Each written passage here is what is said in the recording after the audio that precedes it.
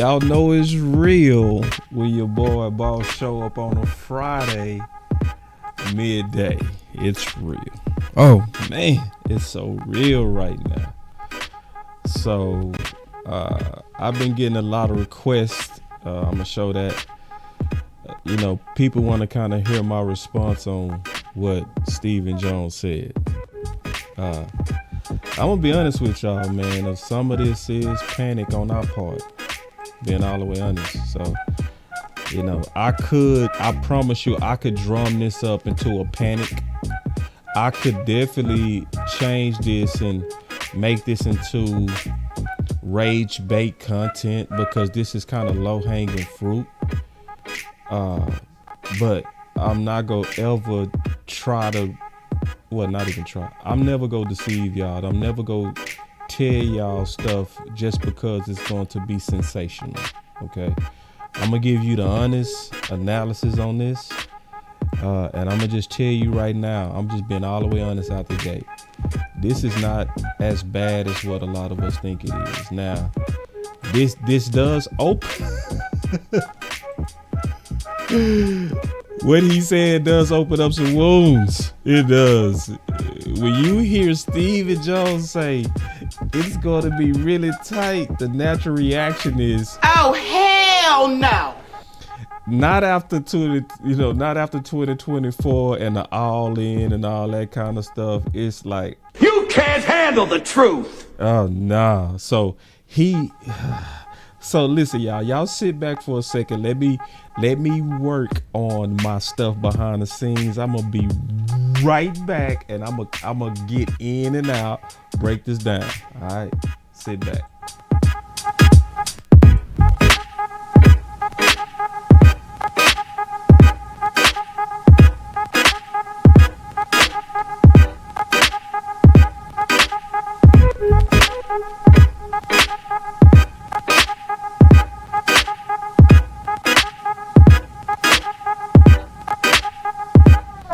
What's up? I see y'all coming in. I see y'all coming in the building. I love it. I love it, man. I love it. I love the executives. I swear we got the smallest fans in the entire planet. Yes, we do. I love it, man. I appreciate y'all. I appreciate y'all all the time. I really do, dog. What's up? I see y'all. All right, y'all give me 1 second, man. Let me just make sure I got all my bells and whistles queued up, and then we go get to the meat. We go get to the steak. We go get to the shrimp. All right, y'all give me 1 more second. Be right back.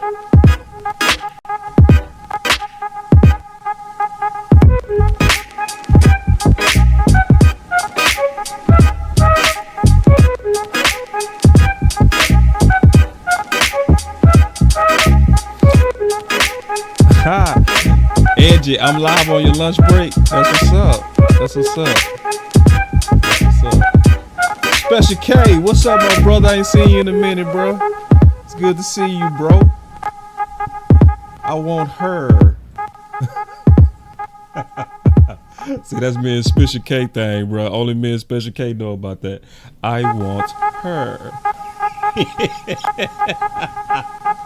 That's my dog, Special K. Yeah, man. Y'all give me 1 more second. I gotta just clean up one more thing, and then I'm gonna go ahead and get to the meat. The angry Cowboy fan in the building, man. What's going on? I see that. What's up with it, OG? We need to do some work, bro. We need to do some work. All right. So I think I got everything queued up now. All right, and this ain't gonna be long. I might be out of here in about 20 minutes, man. But here we go. Let's get to it. All right, so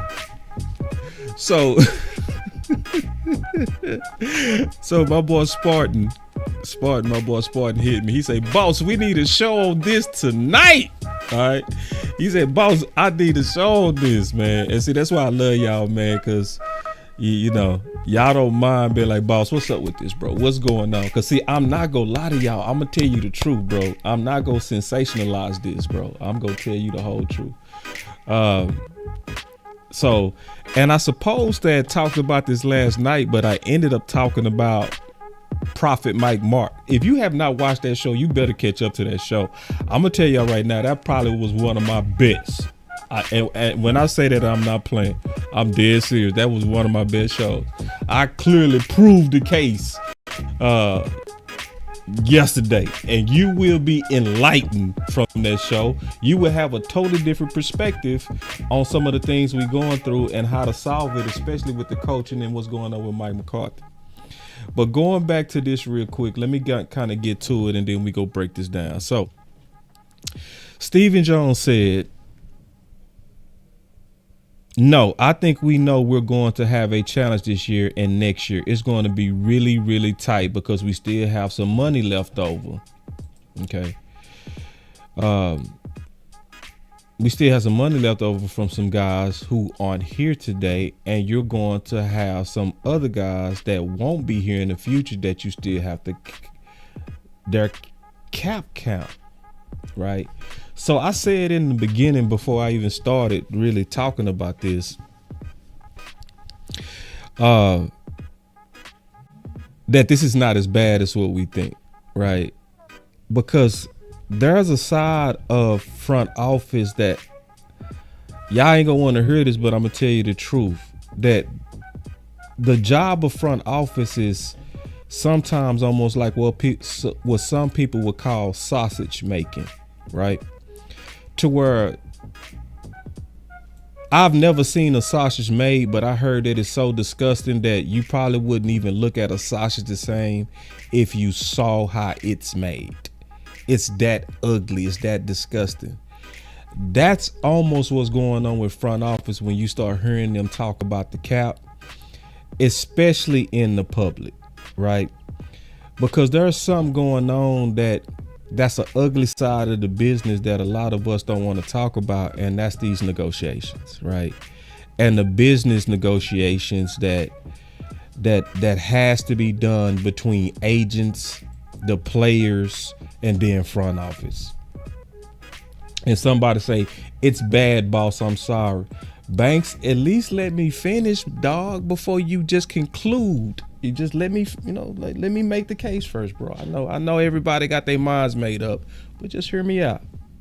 Yeah, of course, most of it is bad because it's a reminder of the cheapness that we do, right? I get that a lot of people, it hit them in the heart, but I gotta also talk about the other side of it, if I'm being honest, and that's the negotiation side of this.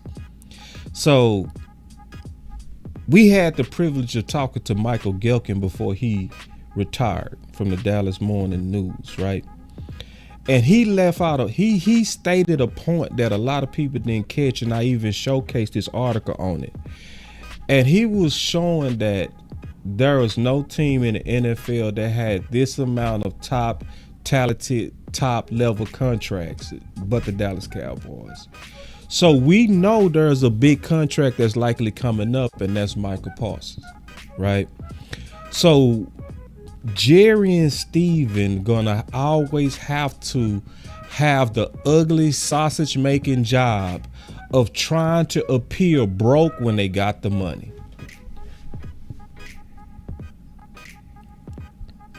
I know a lot of y'all don't want to hear that, but a lot of times that's what's going on. You have to be, when you negotiating with these agents, you gotta put this facade up like, we ain't got it, even when you got it. See, because Jerry said something that a lot of people go kind of ignore. He talked about his philosophy. Because I've always talked about how they handle these contracts with everybody as a family philosophy. I've always said that, so, not that they broke or anything like that. No, it's a philosophy, right? It's a family philosophy. And he talked about it. And he finally said what his philosophy was about 3 months ago. He said, basically, you want to have a real big front door when it comes to money, and you want to have a small back door. So in other words, you want to be able to get as much money in as possible, as wide as possible, as big as possible, but you want to be cheap when it comes down to letting money out the back. So he basically talking about and trying to teach, basically, this is how you preserve your money. And this is family philosophy. I'm just gonna be honest. And so, because I'm seeing people saying that Steven is lying, I don't even really think, that it's all a lie. Okay. Because let me show y'all something real quick from one of my favorites, right? And I really mean this when I say this. OG Tom Downey is absolutely one of my favorites, easily. I was actually subscribing to Tom Downey when he only had 2,000 subs. So I was one of the original people following him, and he made a good case of how the Cowboys can free up 100 million even going into obviously 2025.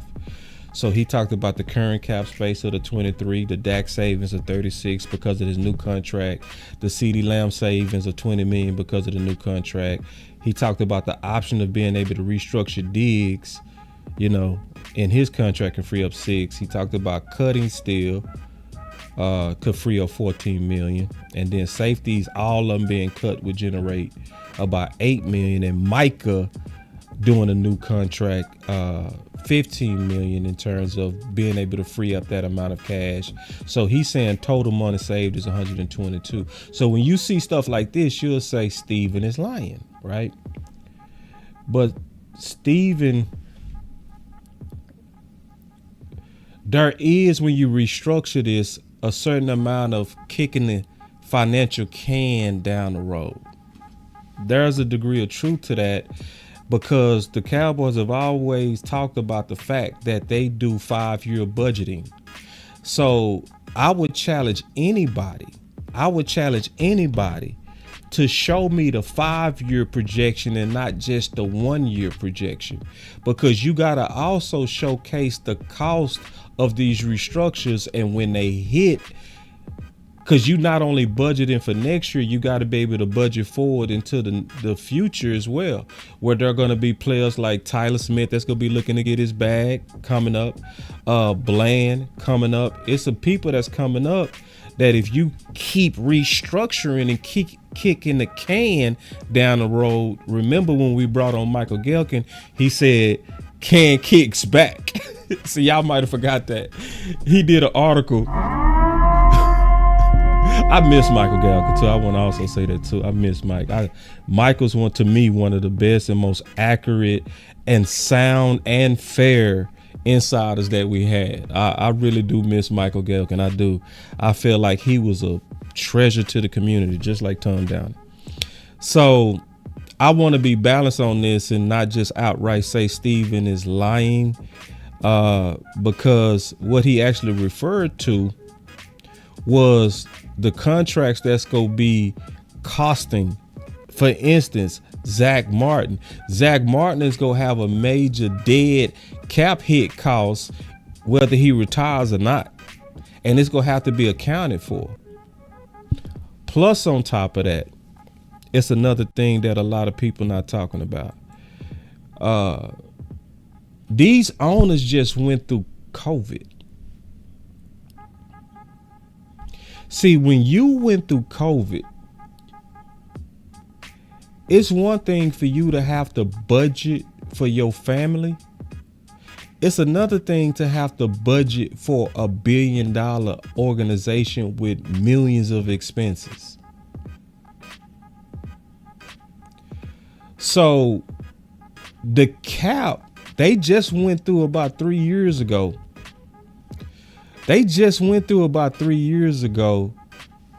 a pandemic that was unexpected that put a big dent in the whole league's cap.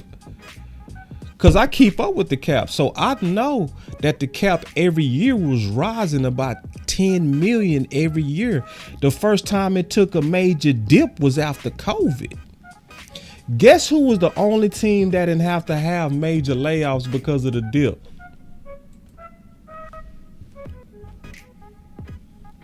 Us. Guess who was still able to sign all their main players? The Cowboys. So I know Steven get on all our nerves. He has an engineering background. He's very budget conscious. He almost seemed too tight.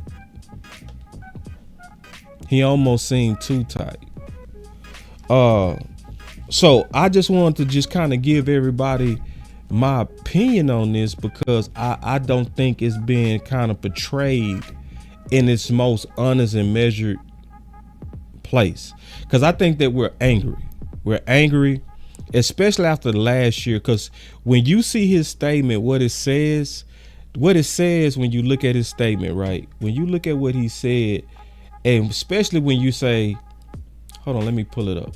It's right here. I think this is it. Y'all give me 1 second. Yeah, it's right here. When you see him say, I think we knew we were going to have a challenge in 2024 and 2025. See, when he put both of those together, it's like, Steven, you got to realize that your fan base almost got a level of PTSD.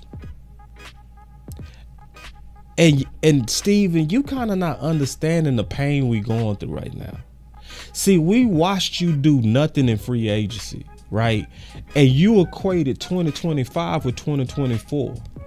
So that's gonna make a lot of us like, please don't take us through this again. Please, cause see, we live in the results of your decisions right now, right? And we had all those 12 and 5s and all that kind of stuff. And now we watched you do nothing, and then you just equated, Steven. You just equated 2025 to 2024. Yeah, man, that's gonna make everybody paranoid, regardless of what the truth is. It's gonna make everybody that, Steven, it's like you gotta read the room. Just do us a favor. Don't mention 2024. Don't mention tight. Just don't do it. Cause you listen, we all are messed up right now. Yeah, we are all messed up right now based on how the season going and seeing what y'all all in looked like. We don't want to imagine another all in like what you just did in 2024. Cause what you basically telling everybody is we gonna run it back the way that we did it. Because it's so tight. And just to be honest, we don't want to hear that. None of us want to hear that. Whether you trying to negotiate posture for Micah Parsons, big contracts, we still don't want to hear it. What it really comes down to is, can we please stop the negotiations in the public? Can we please stop? Please. Can you please? We don't want to see the sausage made. We just want to taste it. Yeah. My boy F said, like I said, we can't be cheap all the way around. Absolutely. You know what I'm saying? So, this is one of those things that I just want to address and try to really kind of bring this together. Cause see, the most important thing is this. This is the most important thing I'm getting ready to say. If you upset at what you seeing and what you feeling behind what Steven said, this is the main reason we need to go ahead and join voices and be anti the Our Guys philosophy. I already got a good name for it. It's called Bastards versus Son. You can call it the Our Guys philosophy. It's the Our Guys philosophy why he want to bring another 2024 to 2025. So if you really tired of the way that they team build, we need to be specific about what we don't like about it. And if you want to be specific about what's wrong, the problem is the Cowboys are way too dependent on their draft in terms of team building. Because at the end of the day, it's usually not even team building. What they usually do through the draft is team replacing. They replace talent. They don't build on top of the talent. Perfect example is what they did in the Mozzie draft. See, that was the draft to where you could have built, you could have added talent on top of an already Super Bowl roster. Because remember, we didn't really even need Mozzie then because we had enough. Remember, we still had Hankins. Mozzie was more of a luxury. Schoon was a luxury. But if they went all in on, listen, we finna build. We finna put more talent on top of what we just had. Then instead of having Schoon, you would have had Tank Dell, or you would have had Drew, the linebacker out of Arkansas, right? You would have already covered the things that would have just made us better. But what did they end up doing in that draft? They drafted a lot of players to replace players into the future. So if you truly tired of Steven, I'm going to tell y'all right now, stop ignoring the Our Guys philosophy and start making noise against it. Stop being silent as they put all this weight on Will McClay to build a Super Bowl team through mostly one way, the draft. Will McClay is the only person asked in the whole league to build a Super Bowl roster with mostly your drafted guys. That is the real problem. So when you hear him say 2024 is going to be like 2025, we need to know what to complain about. And this is also the real answer, and I'm out. The real answer is this. We like how you draft, but we also need you to be serious about free agents and not even spending money like a lot of people say we need to do. I think it's not even about spending the money. I think they do a good job of getting free agents, mostly except for the shoes, defensive tackle. And they even did pretty good with that. But I would say this, the most important thing is treat them free agents right.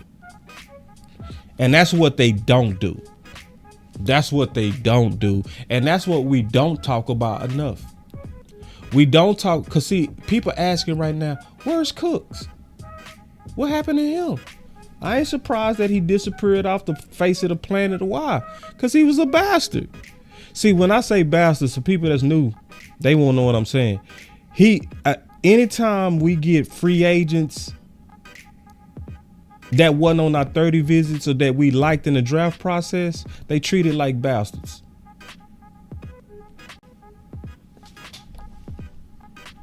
So I'm not surprised that Cook has disappeared. Why?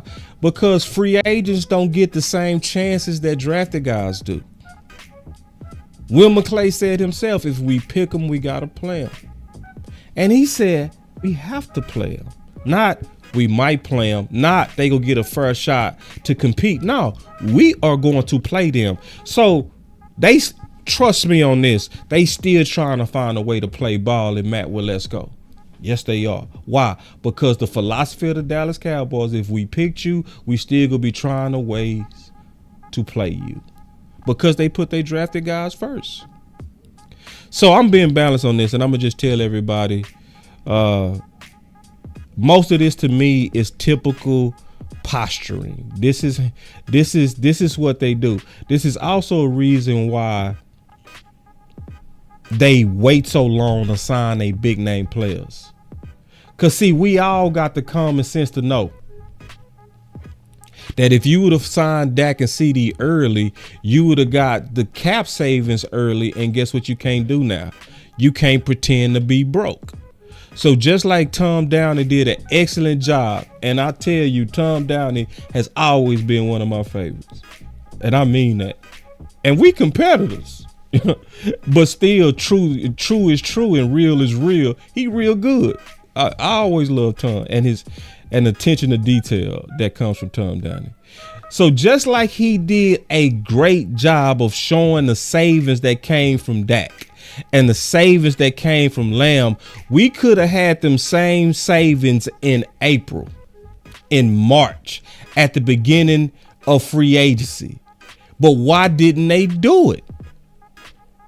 Because you get to pretend to be broke when you stall them contracts. You get to act like I ain't got the money. I don't have it. I don't know. We didn't. You always had it. If you would have, especially last year, if you would have went in and made Dak a priority and CD a priority, you would have had a bunch of money for the start of free agency, and you could have helped your team. But they're sausage making. That's what's going on, in my opinion. This is the sausage making that goes with the Dallas Cowboys. So I wanted to stop because I was going to talk about this yesterday, and I just afraid I forgot. I got caught up with this, and trust me, y'all, if you have not watched this show, you need to go watch. I got caught up talking about this show with Prophet Mike Marks. Trust me, that's one of the best shows I've done this year. Trust me. And I know that's saying a lot. Yeah.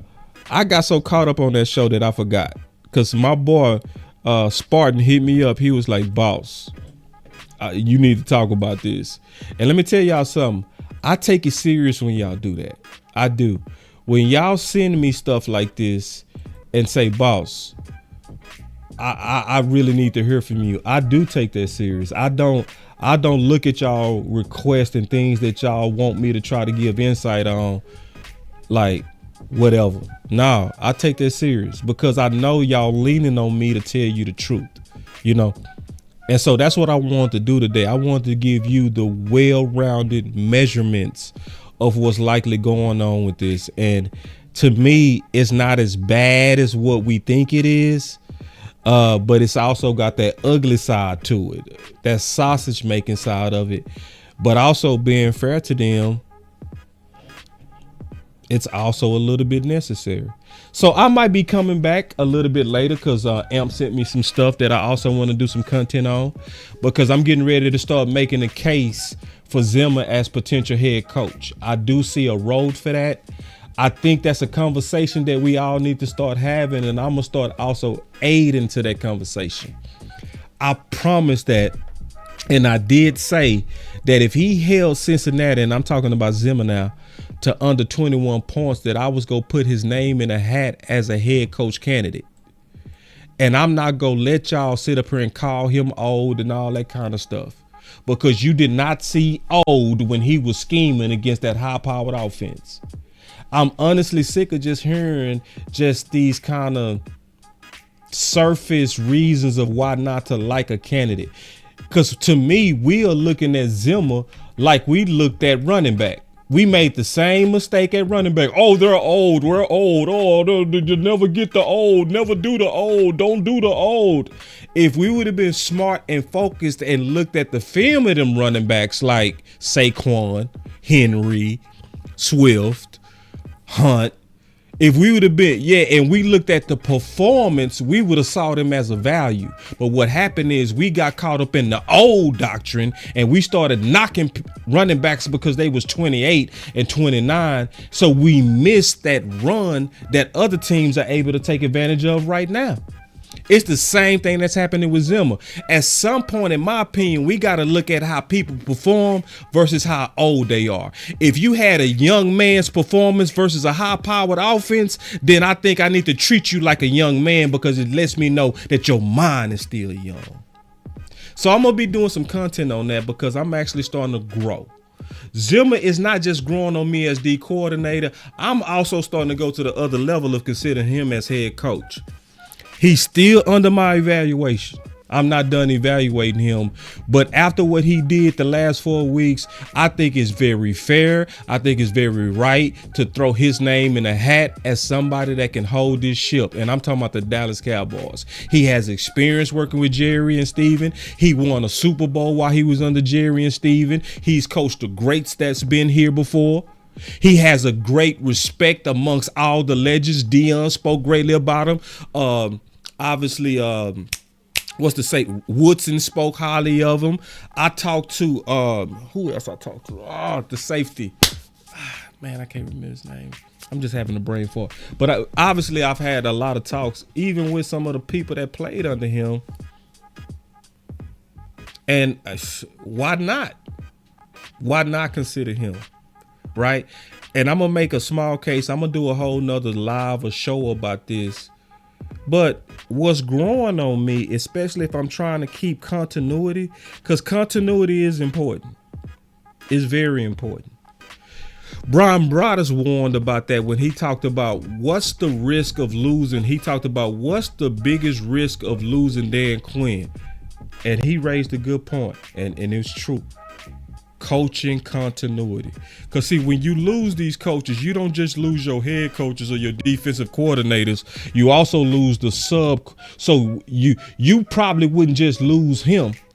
You would probably lose him, Al Harris, Gunter.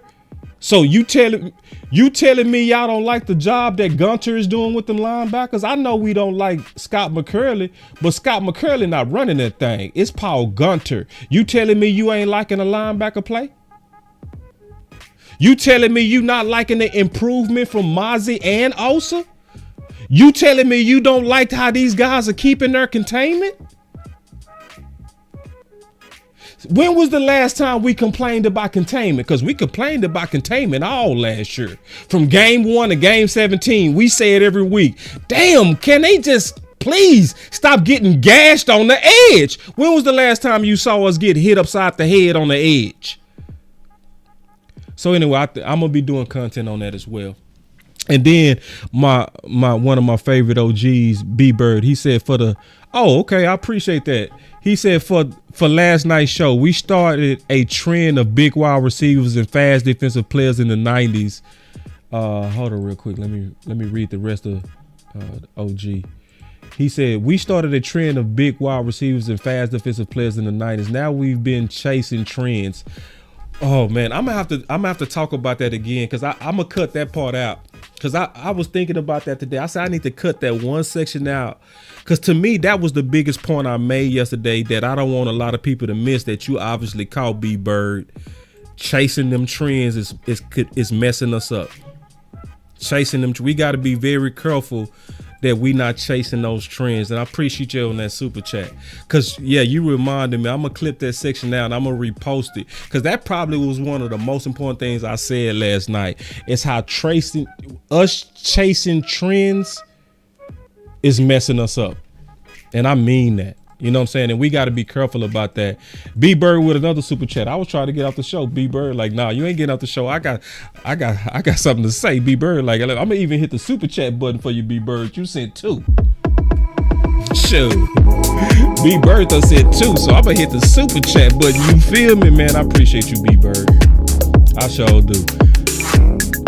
Appreciate all y'all, man. This community is full of greatness. Like, cause see, a lot of us, you know, they admire, you know, the angry Cowboy fans, Boss Cowboy, and a lot of people that got the microphones. But at the same time, the angry Cowboy fans and all of us would say that we also get a lot of good ideas from y'all. And that's facts. That's facts. Like, it's so many times I quoted AMP this week. It's so many times I quoted Keystone this week. It's so many times I quoted people that I wasn't the originator of the thought. I just basically treated their thought like tweet, and I just shared their thought because it was already complete as is. So B-Bird with another super chat said it all off season. We should stock up on running back since their stock. I'm gone. I'm gone. See, some super chats is meant to mess up your day. That's one of them right there. Cause it's so true, it'll piss you off, bro. Let me read this slow. Said it all off season. We should stock up on RB since their stock. Oh my God.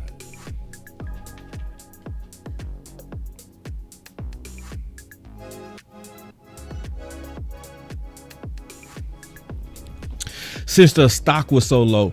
Who gets the ball more, a great running back or a great wide receiver? Great running backs 8 million, wide receivers 30 million.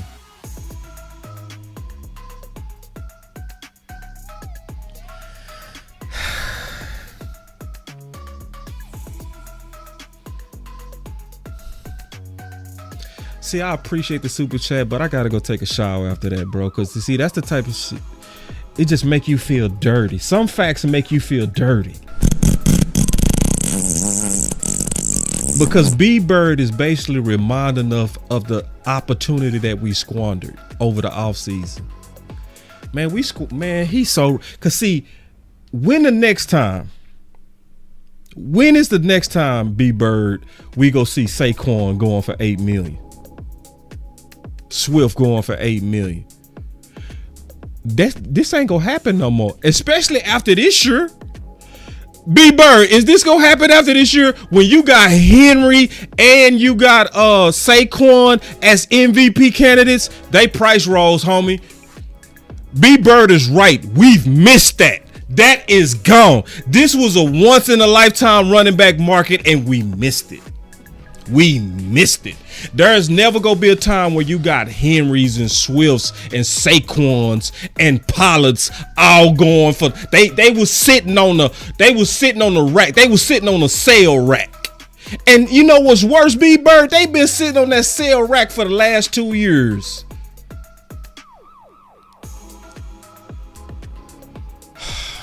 I'm gonna go take a shower, bro. Damn. Some super chats, they just mess up your whole damn day. That's one of them. Cause it's upsetting. It's upsetting when you understand this stuff. The amp said, B Bird said, sit your stubborn ass down.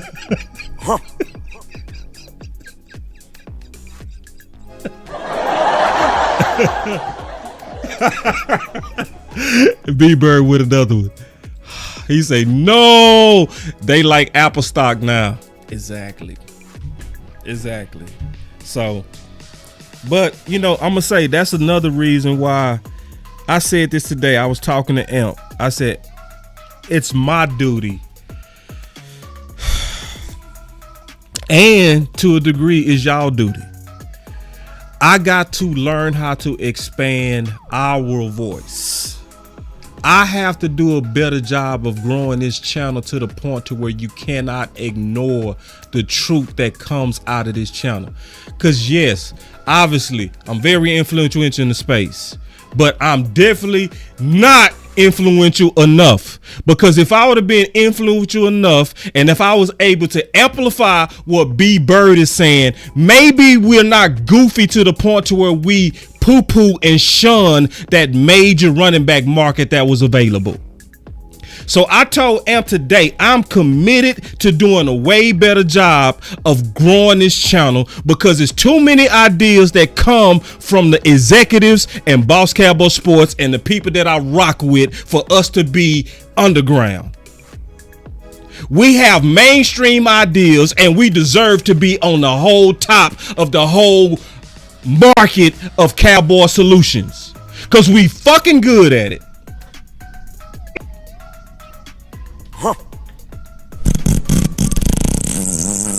If we locked in, you know, switching up.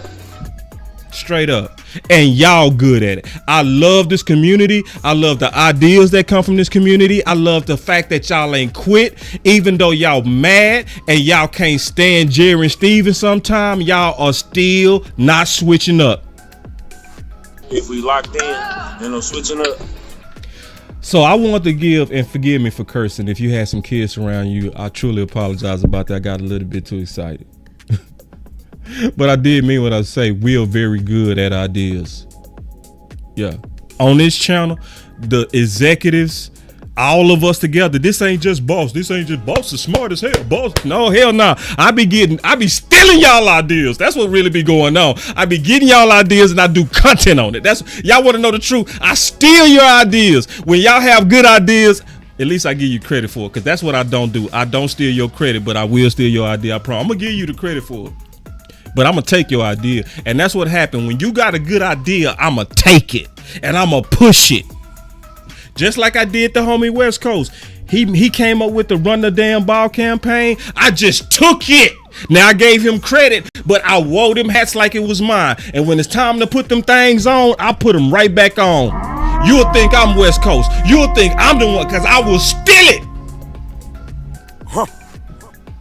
So anyway, yeah, this is just one of them lives that I just, you know, especially when boys come in and they're like, boss, we got to get it, bro. I got to hear from you on this, boss. What's going on with this?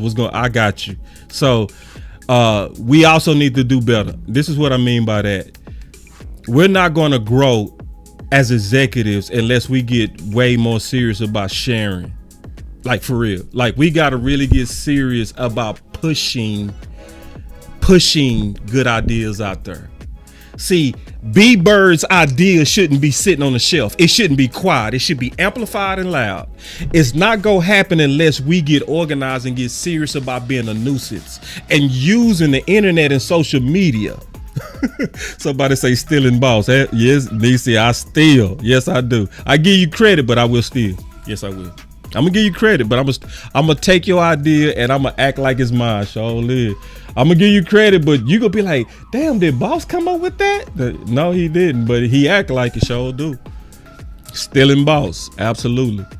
But now I want to also say that you know, I want to challenge y'all that we got to get out of just enjoying truth. We got to get out of just enjoying truth. We can't be like, oh, boss, I like what you said there. Oh, boss, you, oh, man, that was good. What you really broke that down. You really explained that very well. I'm going to sleep good tonight. No. That's not enough. If that's all you're doing, you're really not helping the cause. The way that you help the cause is doing like what B-Bird doing, throwing a lot of super chats at content creators that he know committed to putting ideas out there, hitting that share button, hitting that like button. We all got to do our part together. I'm very committed to growing this channel. I want to be just like my big brothers, Law Nation and Mark Holmes, the first 2 people to get $100,000 as independent. I want to be the 5th, 6th, or 7th. I don't care, but I got to get there. I got to get there because the ideas that come from her are just too good. B-Bird with another super chat. He said, we had a chance to buy...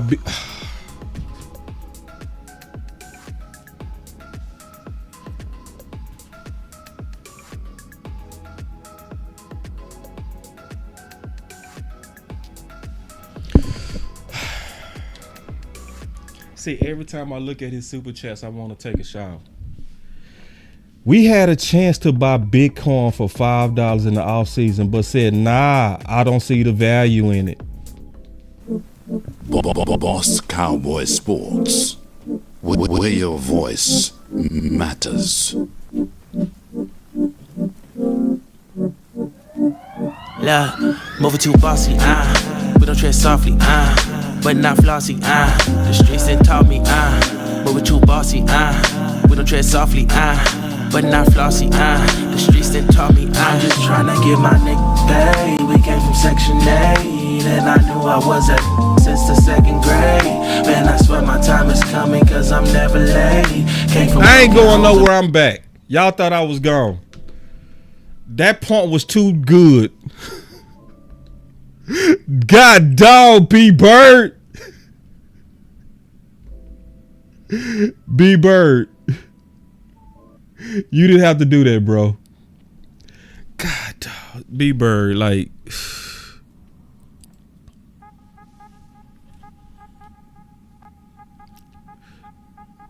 I hit that button because I was like, I got to get out of here, man. B-Bird done pissed me off with that one. And it's the perfect analogy. We had a chance to get Bitcoin for $5.